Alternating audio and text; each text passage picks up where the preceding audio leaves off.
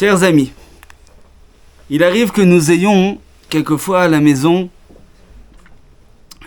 des choses qui nous gênent, des reproches à faire, ou bien nous avons besoin que des choses s'améliorent. Et très souvent, quand nous faisons un reproche, quand nous faisons une remarque ou nous faisons une critique, eh bien, tout d'abord, cette critique, elle n'est pas écoutée. Et en plus, on nous reproche à nous-mêmes d'avoir fait un reproche et de tout le temps râler. Est-ce qu'il y a un moyen, oui, d'exprimer une gêne ou d'avoir une requête sans pour autant qu'on soit rejeté et qu'elle soit reçue de manière agréable? Eh bien, dans notre parasha Balotecha, nous avons un épisode des Bnei Israël qui va nous éclairer sur ce sujet. Il est écrit Vayehi ha'am kemit onenim ra lifnei Hashem. Le peuple était kemit onenim, comme des plaignants, mauvais devant Hashem. À ce moment-là, il y a eu un feu et les Bnei Israël ont crié vers Moshe et Moshe a imploré à Kadosh Baruch Hu, le feu est tombé. Ce qui est intéressant, c'est que dans cet épisode, eh bien, le contenu de la plainte n'est pas exprimé. Il est juste exprimé kemit onenim, comme des plaignants. Et il est juste exprimé kemit onenim.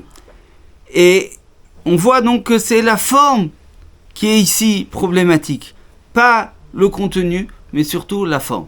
Quelle était la forme problématique? Eh bien, sur ça, les commentateurs ne sont pas tout à fait d'accord. Rashi, par exemple, nous dit que mit onenim vient du mot tohana. Tohana, c'est un prétexte. C'est-à-dire que les enfants d'Israël étaient à ce moment-là juste après le don de la Torah, comme nous le sommes maintenant. Juste après Shavuot. Mais ils avaient reçu la Torah, et la Torah c'était quand même pour eux 613 mitzvot, c'est pas rien, c'est un peu lourd. Donc ils sont partis vite de Har Sinaï que Hashem ne leur donne pas encore des mitzvot, ils en ont eu assez. Et à ce moment-là, ils n'étaient pas contents, ils étaient gênés. Alors, qu'est-ce qu'ils ont fait? Ils ont râlé sur le chemin, ils ont dit la route elle est trop longue. C'est pour ça qu'on dit kemitonedim, c'est comme des plaignants. Ils ont fait semblant de se plaindre, mais en fait, ce qui les dérangeait, c'est la Torah, c'est pas le chemin. Le Ramban, Nachmanide, comprend autrement. Kemitonenim, le mot mitonenim vient du mot onen. Onen, c'est lo alenu, lo alechem, lo alafechad. C'est quelqu'un qui a perdu un proche avant l'enterrement. Eh bien, il est appelé onen, affligé. C'est une personne affligée, triste.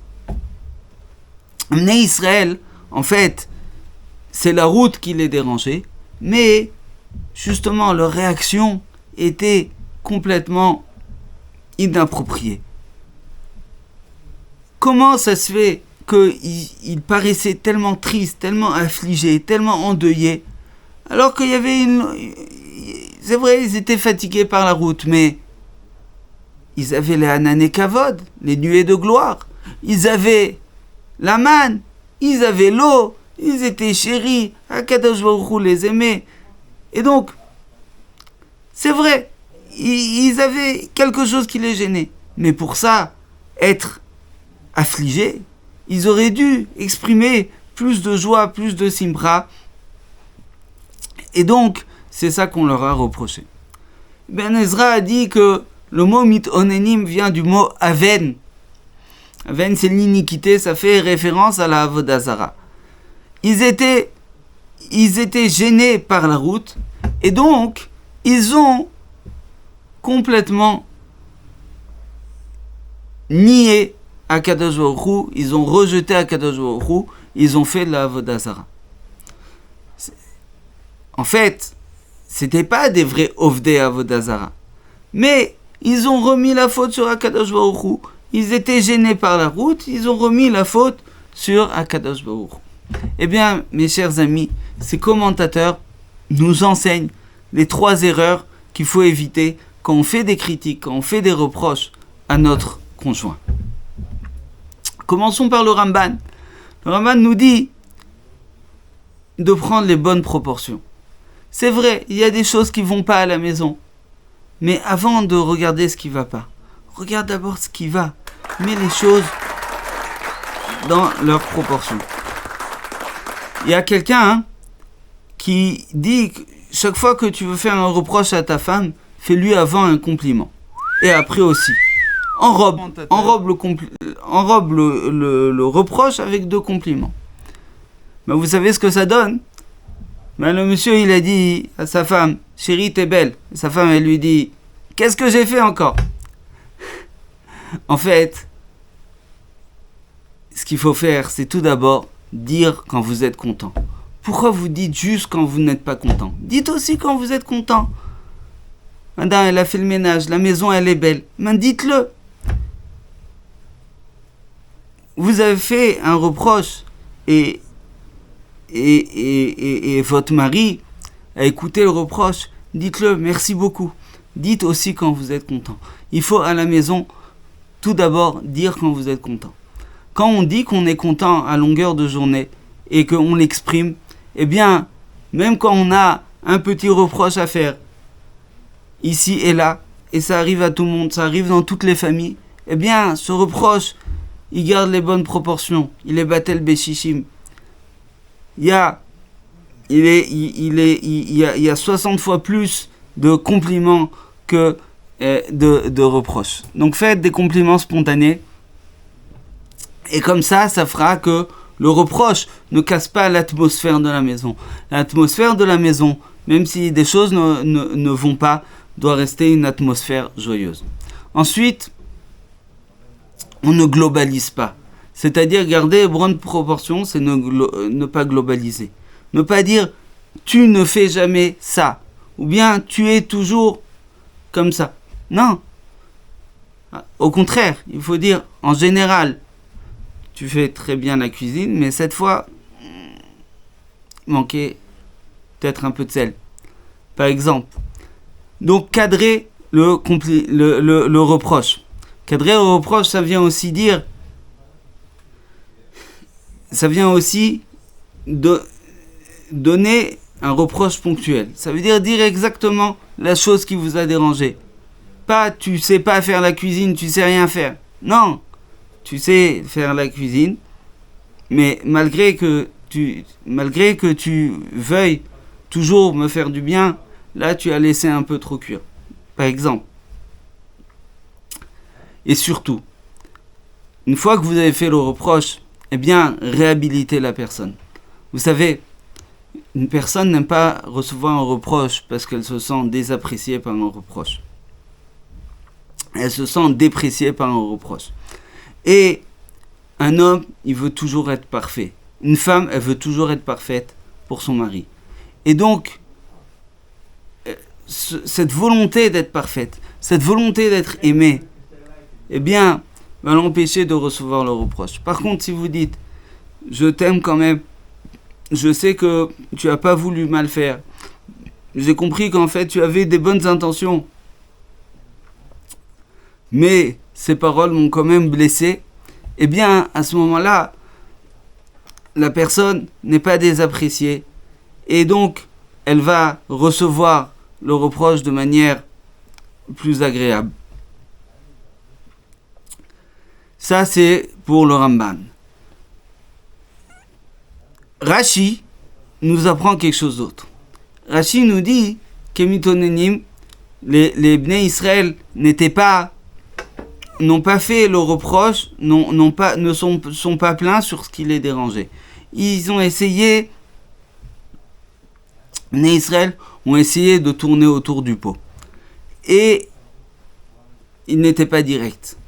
Eh bien, c'est un peu hypocrite. Quand il y a quelque chose qui vous dérange, eh bien, essayez vraiment de réfléchir à la chose qui vous dérange. Ne tournez pas autour du pot. Si un reproche qui n'est pas mûr à être exprimé, attendez qu'il soit mûr à être exprimé. Mais n'essayez pas de faire un reproche, de dire quelque chose, et que l'autre devine par lui-même ce que vous voulez lui dire. Soyez clair, bien sûr, sans dénigrer l'autre, mais sachez exactement ce qui vous dérange. Parlez de ce qui vous dérange vous-même. Parlez de votre cœur. Ben Ezra nous dit encore pire.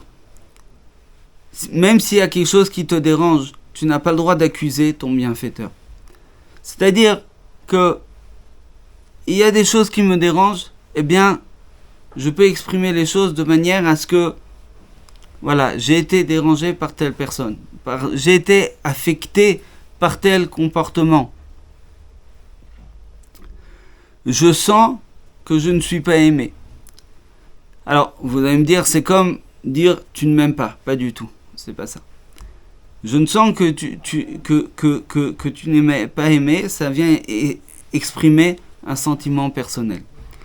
Et donc, la personne en face va, oui, écouter, va faire des efforts pour me donner plus d'affection, mais va pas être bloqué par cette accusation.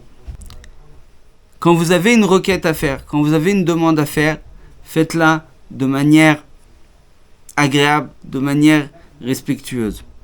Et donc, vous pouvez dire, par exemple, je me sens seul quand tu n'es pas là le soir. Si vous arrivez à le faire de manière à ce que la personne se sente élevée, vous êtes des champions. Comme par exemple, les soirées sont beaucoup plus agréables quand tu es à la maison. Voilà mes chers amis, si nous savons nous exprimer correctement, nous pourrons évidemment avoir des bons contacts avec notre conjoint. Donc pour résumer, ne globalisez pas, dites quand vous êtes content, ne transformez pas l'atmosphère de la maison joyeuse, minimisez le reproche, n'accusez pas, pensez à l'avenir, pensez à la manière dont les choses vont pouvoir se faire à l'avenir. Vous aurez une meilleure ambiance dans la maison et vous serez mieux compris. Shabbat Shalom, Umvorach.